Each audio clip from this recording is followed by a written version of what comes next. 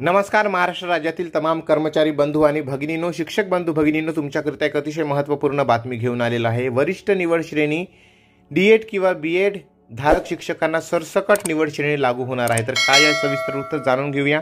त्याकरिता व्हिडिओ पूर्ण बघा। काही शंका असतील तर कमेंट्स करून लिहू शकता। व्हिडिओ बघत असताना मित्र हो, तुम्ही आपल्या जिल्ह्याचे नाव कमेंट्स बॉक्समध्ये लिहाल तर आपला व्हिडिओ कोणत्या जिल्ह्यात बघतात याचा मला अंदाज येईल। तर कृपया एवढं करा आणि व्हिडिओ आपले आवडत असल्यास प्लीज एक सबस्क्राइब करा, विनंती आहे। ते मोफत असते पण आमच्यासाठी ते प्रोत्साहन ठरेल। तर चला मंडळी, व्हिडिओला सुरुवात करूया।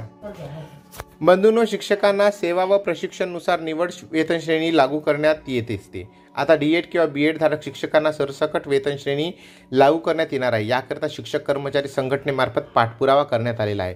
शिक्षक भारती संघटनेच्या वतीने राज्याचे शालेय शिक्षण मंत्री दीपक केसरकर यांच्यासोबत शालेय शिक्षण विभागाचे प्रधान सचिव यांना पत्राद्वारे मागणी केली आहे। राज्यातील खासगी अनुदानित शाळांमधील कार्यरत डीएड अथवा बीएड शिक्षकांना सरसकट निवड श्रेणी लागू करण्यात यावे।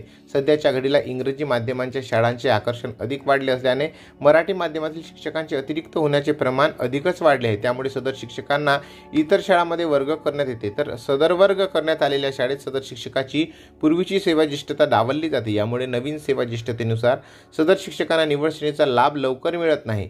शिवाय कमी सेवा ज्येष्ठता यामुळे शाळेतील 20% पदे उपलब्ध नसल्यास तेथील पात्र शिक्षकांना कधीच निवड श्रेणीचा लाभ अनुज्ञेय होत नाही। राज्य शासकीय कर्मचाऱ्यांना 10, 20, 30 वर्षाच्या अर्थकारी सेवानंतर आश्वासित प्रगती योजनेचा लाभ मिळतो, परंतु शिक्षकांना वरिष्ठ वेतन श्रेणीचा लाभ घेण्यासाठी 20% पदांमध्ये पात्र व्हावे लागते। यामध्ये शासकीय शाळांमध्ये शिक्षकांना वरिष्ठ वेतन श्रेणीचा लाभ मिळून जातो, परंतु अनुदानित शाळांमधील कर्मचाऱ्यांना मोठ्या कालावधीची वाट पाहावी लागते। कारण राज्य शासनाच्या खासगी अनुदानित शाळांतील शिक्षक शिक्षकेतर कर्मचाऱ्यांना चट्टोपाध्याय वेतन आयोगाने केलेल्या शिफारसीनुसार त्रिस्तरीय वेतन श्रेणीचा लाभ प्राप्त करण्याकरिता त्या संस्थांमधील व संवर्गातील वरिष्ठ वेतन श्रेणीतील 20% पदांनाच अनुज्ञेय आहे।